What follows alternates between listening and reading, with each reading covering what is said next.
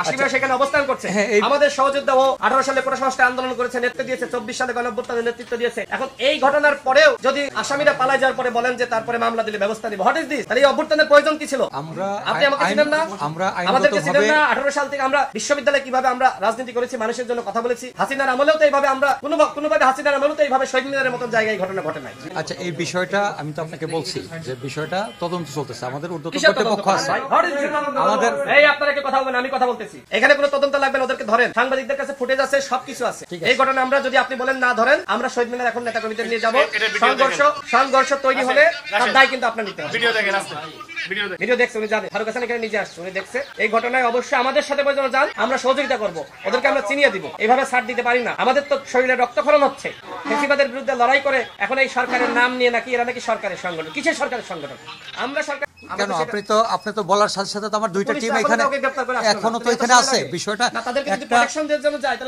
না না, একটা বিষয়, একটা ঘটনা ঘটার পর ঘটনাটা কি কারণে, কার্যকারণ তো থাকতে হবে। বিষয়টা কি কারণে ঘটছে, কেন ঘটছে, এটা তো আমাকে বুঝতে হবে। আমি কাকে আগেই ধরবো? আমাকে তো এই বিষয়টাকে জাস্টিফাই করতে হবে। এখন এই বিষয়টা আপনারা যেহেতু এখানে আসছেন, একজন আহত হয়েছে, আমরা দেখছি, তাকে হসপিটালে পাঠানো হয়েছে, চিকিৎসা হচ্ছে। আপনি বললেন যে তাকে ধরে, আমাকে তো তাকে ধরার একটা লিগাল একটা গ্রাউন্ড থাকতে হবে। লিগ্যাল গ্রাউন্ডে যে ছবি, এই ছবি থাকার পরেও ভিডিও দেখেন না, এই ছবি আর ভিডিও থাকার পরে যদি আপনার লিগ্যাল গ্রাউন্ড লাগে, তাহলে তো হাসিনার আমলের ওই পুলিশগিরি এখানে তো হবে না। এখানে এই আমি কথা বলতেছি, এই আপনি কথা বলেন কেন? আপনার কথা বলতে বলছে কেউ? হাসিনার আমলে যা হয়েছে ওই ধরনের পুলিশ আমরা চাই না, আমরা জনগণের পুলিশ চাই। আসামি ইনস্ট্যান্ট অ্যাকশন নিতে হবে, এখানে সমস্ত তথ্য প্রমাণ রয়েছে। ঠিক আছে, আপনি আসামিদেরকে ধরেন, আপনি সাংবাদিক আসলে আপনি বলেন সাংবাদিকদের সামনে কথা বলবেন না, আপনি সাংবাদিকদের সামনে জানান যে আপনি কি করতেছেন। আমি আপনাকে একটা জিনিস বলি, আমাদের তো একটা মিডিয়া সেন্টার আছে, ডিসি মিডিয়া স্যার আছে। এই বিষয়ে যে কোনো বিষয়ে কোনো বক্তব্য দেওয়ার জন্য আমাদের ডিসি মিডিয়া স্যার আছে। আপনাদের এডিসি অলরেডি জুয়েল রানা স্যারকে জানাইছি, আপনি অলরেডি জুয়েল রানা স্যারের সাথেও কথা হয়েছে। হ্যাঁ, বলছে যে এই বিষয়টা দেখার জন্য। আমি এখানে অবস্থান করছি, আপনি আমাকে একবার ডাকছেন? কাকে?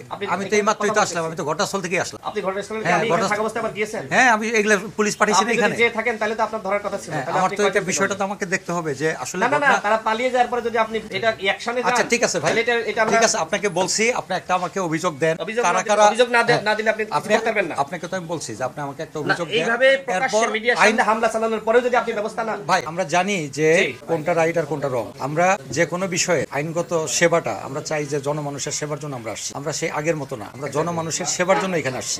মানুষকে 100% সেবা দিতে হবে, এই শিক্ষাটা আমাদের হয়েছে। আমরা এই শিক্ষাটা নিয়েই আমরা মানুষকে সেবা দেওয়ার জন্য আসছি। ওদেরকে না ধরলে তো ভাই দেরি হয়ে যাবে, এখন পালিয়ে যাবে। হ্যাঁ, তখন কি করবে? পালাবে কারা?